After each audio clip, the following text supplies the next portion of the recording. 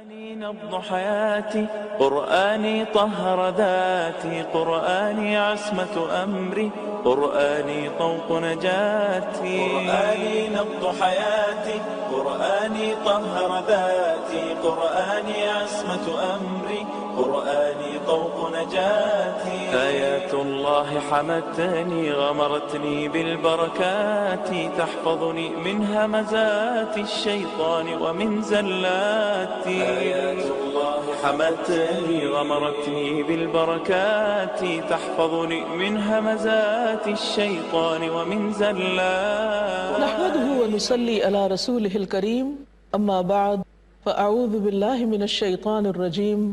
بسم الله الرحمن الرحيم. رب اشرح لي صدري ويسر لي أمري واحلل عقدة من لساني يفقهوا قولي. السلام علیکم ورحمۃ اللہ وبرکاتہ۔ انسان اپنی زندگی میں، اپنی گفتگو اور اپنے معاملات میں جس قدر بھی احسان کا معاملہ کر سکے ضرور کرے، لیکن اس کے باوجود چونکہ اللہ تعالیٰ نے انسانوں کو مختلف طبیعتوں پر پیدا کیا ہے، اس لیے ان کے درمیان اختلاف کا ہونا لازم ہے۔ بہت کم لوگ یہ جانتے ہیں کہ اختلاف کے باوجود بھی باہم مل کر کام کیا جا سکتا ہے۔ اللہ تعالیٰ نے انسان کو دنیا میں بھیجتے وقت فرمایا تھا کہ بعضکم لبعض عدو، تم میں سے بعض کے دشمن ہوں گے۔ اسی طرح ایک اور جگہ پر فرمایا وَجَعَلْنَا بَعْضَكُمْ لِبَعْضٍ فِتْنَةً أَتَصْبِرُونَ، ہم نے تم میں سے بعض کو بعض کے لیے آزمائش بنا دیا ہے، کیا پھر تم صبر کرو گے؟ تو یہ ایک حقیقت ہے کہ بعض اوقات لوگ اپنی اپنی جگہ پر بہت اچھے ہوتے ہیں، بہت سی خوبیوں کے مالک ہوتے ہیں، لیکن اس کے باوجود ان کی آپس میں نہیں بنتی۔ ان کے درمیان چھوٹی چھوٹی باتوں پر کسی نہ کسی وجہ سے جھگڑا چلتا رہتا ہے۔ یہ جھگڑے عام انسانوں کے بیچ میں بھی ہوتے ہیں اور گھروں میں بھی، لیکن خصوصی طور پر ایک جھگڑا اگر طول پکڑ جائے، یعنی شوہر اور بیوی کے درمیان، تو اس صورت میں کیا کرنا چاہیے؟ کیونکہ عام طور پر ہوتا یہ ہے کہ یہ جھگڑا اگر شروع ہو جائے تو ختم ہونے کا نام نہیں لیتا، اور دونوں فریق ایک دوسرے کو عموماً بلیم کرتے رہتے ہیں، دونوں ایک دوسرے کی زیادتی کی بات کرتے ہیں، دونوں صرف اپنے حقوق کی بات کرتے ہیں، اور پھر انجام کار کے طور پر بعض اوقات دونوں ایک دوسرے سے الگ ہو جاتے ہیں، یعنی طلاق ہو جاتی ہے۔ طلاق اگرچہ اسلام میں اس کی اجازت ہے، لیکن طلاق کے مقابلے میں باہم صلح کا رویہ اختیار کرنا اور ایک دوسرے سے کمپرومائز کرنا زیادہ پسندیدہ ہے۔ قرآن مجید میں اللہ تعالیٰ فرماتے ہیں وَالصُّلْحُ خَيْرٌ، اور صلح زیادہ اچھے ہے۔ اس سلسلے میں ہم دیکھتے ہیں سورۃ النساء آیت نمبر 128 کو، ارشاد باری تعالیٰ ہے وَإِنِ امْرَأَةٌ خَافَتْ مِنْ بَعْلِهَا نُشُوزًا أَوْ إِعْرَاضًا فَلَا جُنَاحَ عَلَيْهِمَا أَنْ يُصْلِحَا بَيْنَهُمَا صُلْحًا وَالصُّلْحُ خَيْرٌ وَأُحْضِرَتِ الْأَنفُسُ الشُّحَّ وَإِنْ تُحْسِنُوا وَتَتَّقُوا فَإِنَّ اللَّهَ كَانَ بِمَا تَعْمَلُونَ خَبِيرًا۔ اور اگر کسی عورت کو اپنے شوہر سے بدسلوکی یا بے رخی کا اندیشہ ہو تو اگر میاں بیوی آپس میں کچھ کمی بیشی کر کے سمجھوتا کر لیں، کمپرومائز کر لیں، تو دونوں پر کچھ گناہ نہیں، اور صلح بہرحال بہتر ہے۔ اور لالچ تو ہر نفس کو لگا ہوا ہے، ہر ایک کے اندر حرص ہے، لیکن اگر تم احسان کرو اور اللہ سے ڈرتے رہو، اور جو کچھ تم کرو گے اللہ یقیناً اس سے خوب واقف ہے۔ تو اس سے پتہ یہ چلتا ہے کہ شوہر اور بیوی کے جھگڑے کا حل کیا ہے کہ دونوں آپس میں کمپرومائز کریں، اور خصوصاً یہاں پر عورت کو حل بتایا گیا ہے کہ اگر کوئی عورت اس بات سے ڈرتی ہے یا وہ دیکھتی ہے کہ اس کا شوہر اس کو پوری توجہ نہیں دیتا، یا اس کا نان نفقہ اس کو نہیں دیتا، یا اس کے خیال میں وہ اس کو وہ توجہ نہیں دیتا جس کی وہ مستحق ہے، اور اس بنا پر وہ شوہر سے بدگمان رہتی ہے یا ناراض رہتی ہے یا لڑائی جھگڑا کرتی ہے، اور شوہر بھی اس کے اس رویے سے تنگ آ کر اس کو اپنے سے الگ کرنا چاہتا ہے، تو ایسی صورت میں کون سی راہ بہتر ہے؟ الگ ہو جانا بہتر ہے، یا پھر حقوق کی کمی بیشی پر سمجھوتا کر کے ساتھ رہنا؟ اللہ سبحانہ وتعالیٰ کی نظر میں ساتھ رہنا بہتر ہے، صلح بہتر ہے، کمپرومائز کرنا بہتر ہے، الا یہ کہ انسان کے دین ایمان کو خطرہ ہو تو پھر دوسری راہ بھی کھلی ہے۔ تو طریقہ کیا ہے کہ انسان کچھ دے دلا کر معاملہ ختم کر لے، کیونکہ انسان جھگڑا کرنے میں سب کچھ کھو دیتا ہے، اور بعض اوقات انتہائی رویے اختیار کرنے میں جہاں پر ٹالرنس نہیں ہوتی، برداشت نہیں ہوتی، تو انسان اپنا بڑا نقصان کر بیٹھتا ہے۔ مثلاً اگر ایک عورت غصے میں آ کر گھر چھوڑ کر چلی جاتی ہے، گھر سے چلی جاتی ہے، یا شوہر اس کو طلاق دے ڈالتا ہے، تو کیا اس سے مسائل کا خاتمہ ہو جائے گا؟ کیا اس سے عورت کے لیے زیادہ بہتر صورت پیدا ہو جائے گی؟ ضروری نہیں۔ اگر وہ سمجھتی ہے کہ ہاں، یا باقی لوگ جو اس کے قریبی خیرخواہ ہیں اور حقیقی معنوں میں خیرخواہ، اگر وہ سمجھتے ہیں کہ الگ ہونے میں اس کے دین ایمان کی حفاظت زیادہ ہے تو وہ الگ بات ہے، لیکن اگر انسان انصاف پسندی سے کام لیتے ہوئے یہ سوچے کہ ساتھ رہنا بہتر ہے، کہ ایک عورت کو کم از کم ایک حفاظت میسر ہے اور ایک چھت نصیب ہے، وہ اس کو ترک نہ کرے، اس کی ناشکری اور ناقدری نہ کرے، اور اگر شوہر کی طرف سے حقوق کچھ کم بھی مل رہے ہیں تو بھی اس پر صبر کر جائے، کیونکہ جو انسان دنیا میں کسی چیز کی کمی کی بنا پر صبر کر لیتا ہے، اللہ کے ہاں اس کا اجر بے حساب ہے۔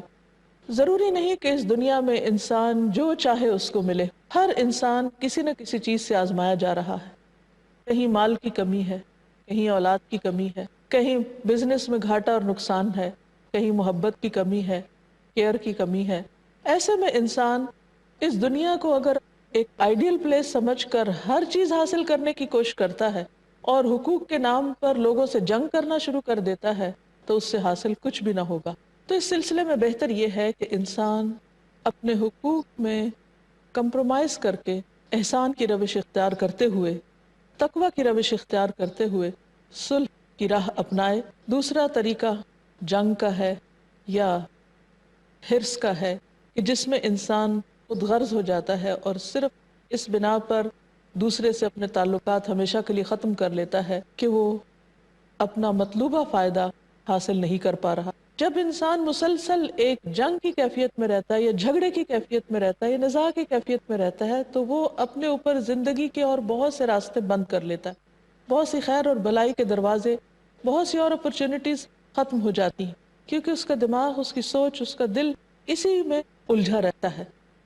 اس کے برعکس اگر انسان صبر سے کام لیتے ہوئے اس کو تقدیر کا ایک حصہ سمجھے کہ اللہ تعالیٰ نے جہاں مجھے بہت ساری نعمتیں دی ہیں، اگر وہاں پر کسی ایک نعمت میں کمی ہے یا وہ نہیں ملا جو زندگی میں انسان چاہتا تھا، تو ہمارا تو ایمان آخرت پر ہے کہ جس کو دنیا میں کسی بھی چیز کی کمی ہوگی، آخرت میں اس کو یقینی طور پر پورا کر دیا جائے گا۔ یہ محرومیاں دنیا کی زندگی میں امتحان ہیں، لیکن آخرت کی زندگی کے لیے بہت بڑے اجر کا باعث ہے۔ لیکن یہ چیز ایک عام قاعدے کے طور پر بھی انسان لے، صرف شوہر بیوی کے معاملے میں نہیں، بلکہ زندگی میں جس کے ساتھ بھی انسان معاملہ کر رہا ہو، وہاں اختلاف اگر ہو جائے، جھگڑا ہو جائے، تو دو میں سے ایک طریقہ جو صلح کا طریقہ ہے، آپس میں تعلقات کی اصلاح کا طریقہ، اس کو اختیار کرے، اس کو قبول کرے۔ اور اس سلسلے میں جو آس پاس کے لوگ ہیں انہیں بھی اپنا رول پلے کرنے کی ضرورت ہے، کیونکہ لوگوں کے درمیان جھگڑے ختم کرنا اور ان کے تعلقات کی اصلاح کرنا ہمارے دین میں ایک بہت بڑی نیکی ہے، حتیٰ کہ ایک حدیث کے مطابق اسے نماز، روزے، زکوٰۃ سے بھی افضل قرار دیا گیا۔ ابو درداء سے مروی ہے کہ رسول اللہ صلی اللہ علیہ وسلم نے فرمایا، کیا میں تمہیں نماز، روزہ اور زکوٰۃ سے افضل درجے کا عمل نہ بتاؤں؟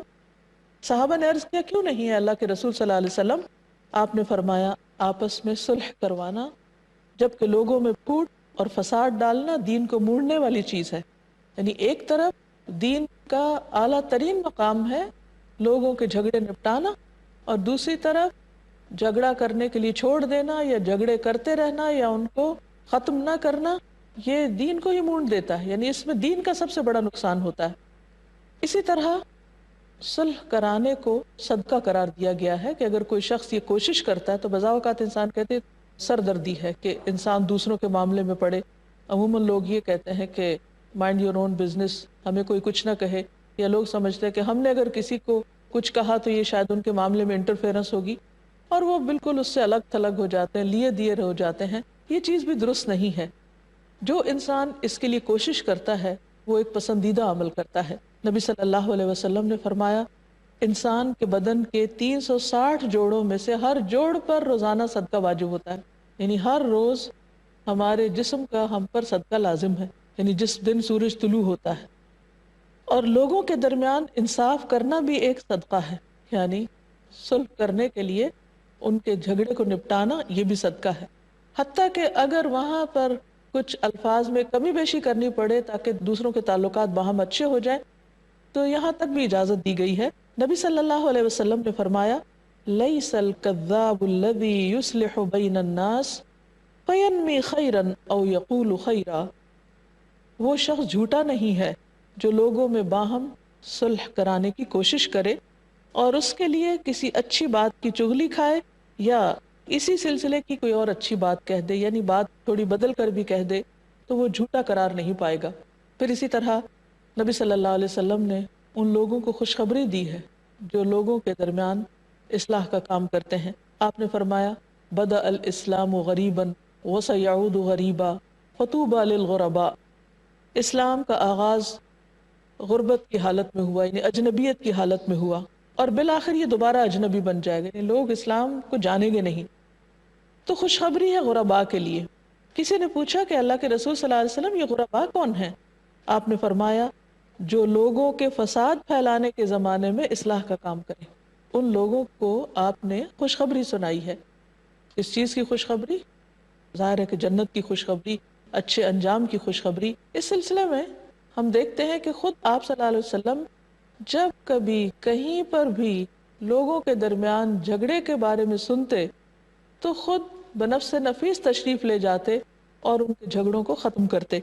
مثلا سہل بن سعد سے روایت ہے کہ بنو عمر بن عوف میں آپس میں کچھ تکرار ہو گئی تو نبی صلی اللہ علیہ وسلم اپنے کئی صحابہ کو ساتھ لے کر ان کے یہاں صلح کرانے کے لیے گئے.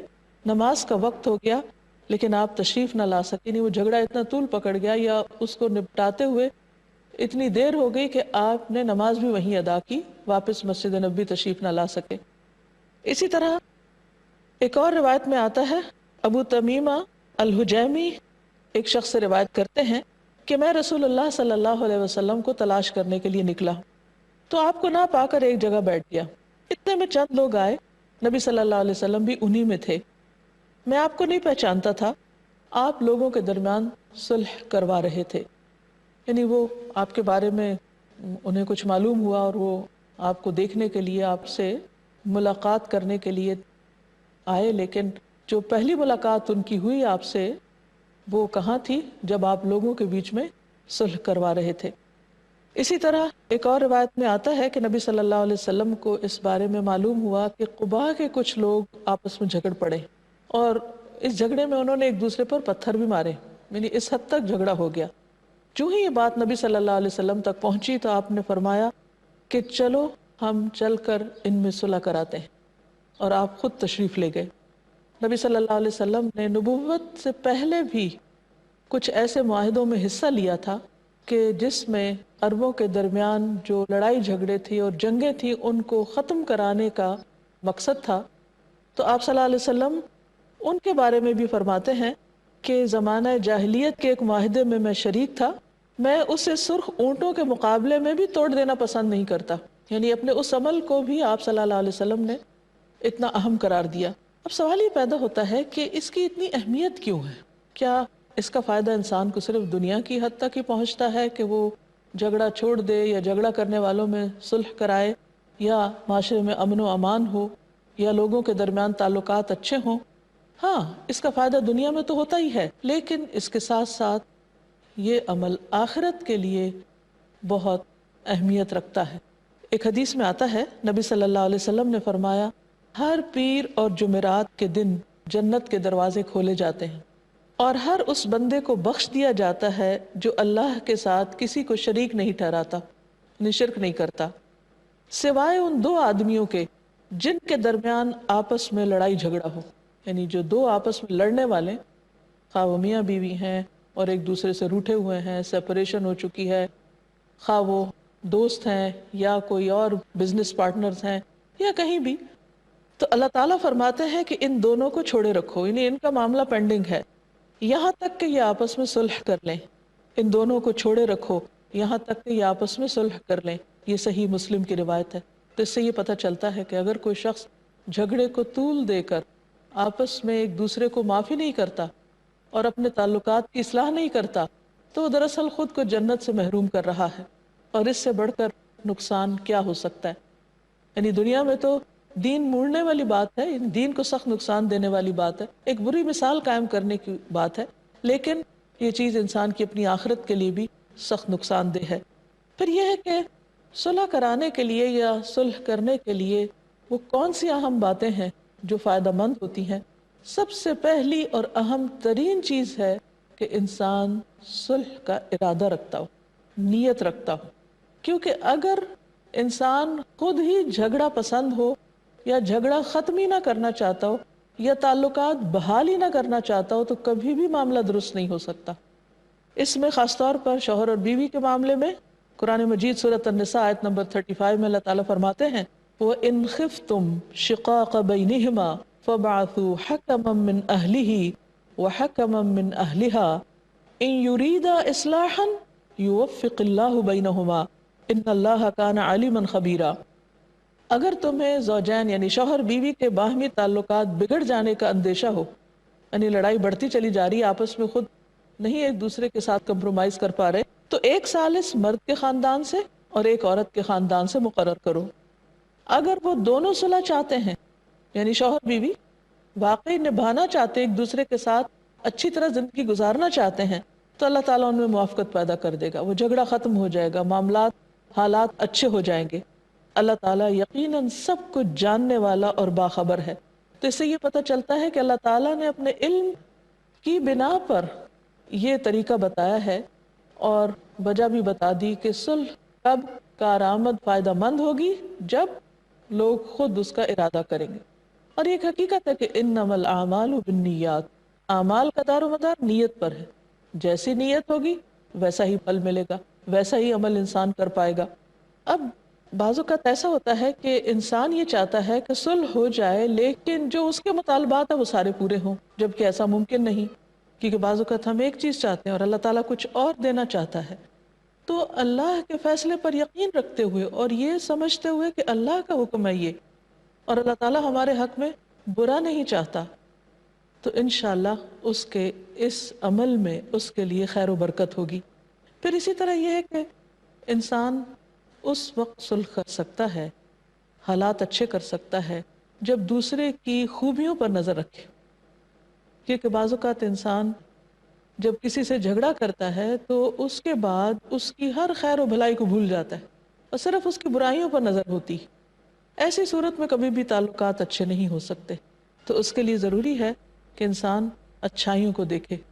تو جو لوگ صلح کرانے کا کام کرتے ہو وہ دوسرے کی خیر اور بھلائی کا بھی ذکر کریں۔ پھر اسی طرح یہ ہے کہ بعض اوقات ہمیں دوسروں سے یہ شکایت ہوتی ہے کہ وہ اس درجے کا کام نہیں کرتے یا اس لیول کا کام نہیں کرتے جو ہم ان سے توقع رکھتے ہیں، تو اس بنا پر بھی تعلقات خراب رہتے ہیں اور ناراضگیاں بنتی رہتی ہیں۔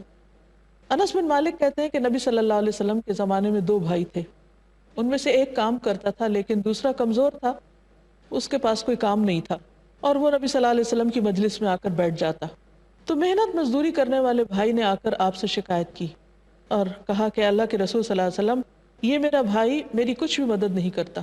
تو بجائے اس کے کہ آپ اس بھائی کو ڈانٹتے، آپ نے فرمایا، یعنی شکایت کرنے والے سے فرمایا شاید تجھے اسی کی وجہ سے رزق دیا جاتا کہ یہ کمزور ہے، کچھ نہیں کر سکتا اور یہاں آ کر بیٹھ جاتا ہے، تو اس کے اس عمل کی وجہ سے تمہارے رزق میں برکت ہو رہی ہو، تمہارا کاروبار زیادہ اچھا ہو رہا ہو۔ لیکن عموماً ہم مثبت پہلو کو نظر انداز کر دیتے ہیں، فراموش کر دیتے ہیں، جس کے نتیجے میں ہم جلتے کڑتے رہتے ہیں اور تعلقات بھی خراب رکھتے ہیں۔ پھر اسی طرح یہ ہے کہ بعض اوقات دوسرے کی شرائط پر جب صلح کی جاتی ہے تو ہم سمجھتے کہ شاید اس میں ہماری ذلت ہے، لیکن ایسا نہیں ہے۔ صلح حدیبیہ کا واقعہ یاد کیجئے۔ حضرت انس کہتے ہیں کہ قریش کے جن لوگوں نے نبی صلی اللہ علیہ وسلم کے ساتھ صلح نامہ تیار کیا ان میں سہیل بن عمرو بھی تھا۔ نبی صلی اللہ علیہ وسلم نے حضرت علی سے فرمایا کہ بسم اللہ الرحمن الرحیم لکھو۔ سہیل کہنے لگا ہم بسم اللہ الرحمن الرحیم کو نہیں جانتے، آپ بسمک اللہم لکھوائیے جو ہم بھی جانتے ہیں۔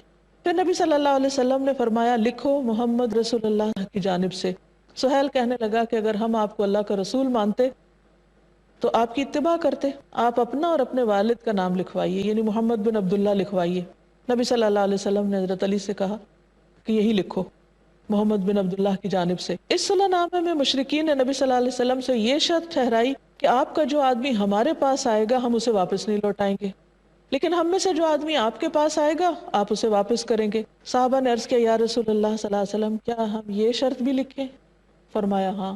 صلح حدیبیہ ایک بہت بڑی مثال ہے صلح کی، کہ کس طرح آپ صلی اللہ علیہ وسلم نے فریق مخالف کی تمام باتیں مان لی، لیکن وقتی طور پر صحابہ کو اس کا صدمہ تھا، مگر اللہ تعالیٰ نے اس کو فتح مبین قرار دیا، انا فتحنا لک فتحا مبینا۔ اور حقیقت میں یہ کمپرومائز آئندہ کے لیے اسلام کی ترقی کا ذریعہ بن گیا۔ ایک دفعہ نبی صلی اللہ علیہ وسلم حضرت فاطمہ کے گھر تشریف لے گئے، تو حضرت فاطمہ اکیلی بیٹھی تھیں۔ آپ نے حضرت علی کے بارے میں پوچھا تو انہوں نے بتایا کہ ہم دونوں کے درمیان کچھ انبن ہو گئی تھی اور علی گھر چھوڑ کر چلے گئے ہیں اور قیلولہ بھی یہاں نہیں کیا۔ تو اس پر آپ صلی اللہ علیہ وسلم نے کسی کو مقرر کیا کہ جاؤ اور ڈھونڈ کر لاؤ کہ کہاں پر ہیں وہ۔ تو قاصد نے آ کر بتایا کہ وہ مسجد میں سو رہے ہیں۔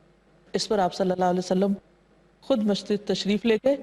حضرت علی لیٹے ہوئے تھے، چادر آپ کے پہلو سے گر گئی تھی اور جسم پر مٹی لگی ہوئی تھی۔ نبی صلی اللہ علیہ وسلم آگے بڑھ کر مٹی جھاڑ رہے تھے اور فرما رہے تھے اے ابو تراب اٹھو، اے ابو تراب اٹھو۔ یہ صحیح بخاری کی روایت ہے۔ تو اس میں آپ دیکھیے کہ آپ صلی اللہ علیہ وسلم نے یہ نہیں کیا کہ اچھا وہ میری بیٹی سے ناراض ہو گیا تو میں بھی اس سے ناراض ہوں۔ عام طور پر میاں بیوی کے جھگڑے میں والدین کیا رول پلے کرتے ہیں؟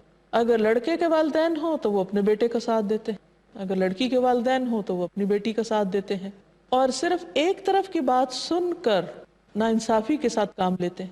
حالانکہ اگر دونوں کا موقف سن لیا جائے اور انصاف کی بات کی جائے اور جس کی غلطی ہو اس کو سمجھایا جائے تو زیادہ بہتر نتائج ہو سکتے ہیں۔ نبی صلی اللہ علیہ وسلم نے دونوں کی ناراضگی کی بنا پر حضرت علی سے کچھ ناراضگی کا اظہار نہیں کیا، بلکہ بہت پیار محبت سے ان کی مٹی بھی جھاڑی اور ان کو وہاں سے اٹھایا۔ کتنا خوبصورت انداز ہے۔ اللہ تعالی ہم سب کے طرز عمل کو بھی اچھا کر دے۔ وآخر دعوانا ان الحمد للہ رب العالمین۔ سبحانک اللہم وبحمدک، اشہد ان لا الہ الا انت، استغفرک واتوب الیک۔ السلام علیکم ورحمۃ اللہ معجزة وبرکاتہ۔ خالدة ما أعظمها من كلمات من الرحمن علينا بكتاب من رحمات. معجزة خالدة ما أعظمها من كلمات من الرحمن علينا بكتاب من رحمات. قرآني نبض حياتي، قرآني طهر ذاتي، قرآني عصمة أمري، قرآني طوق نجاتي، قرآني نبض حياتي، قرآني طهر ذاتي، قرآني عصمة أمري، قرآني طوق نجاتي.